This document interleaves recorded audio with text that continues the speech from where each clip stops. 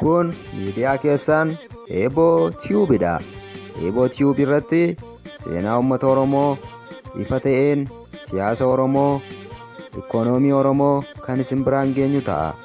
Miidiyaa walabaa, miidiyaa yeroo dhiyootti fudhatama guddaa kan argachaa jiru yoo ta'u, miidiyaa kana Eeboo Tiyuub YouTube irratti, Telegiraamii irratti, Facebook irratti nu argachuu dandeessu.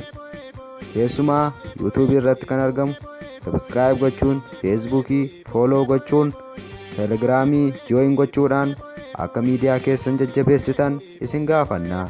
Eeboo Tiyuub.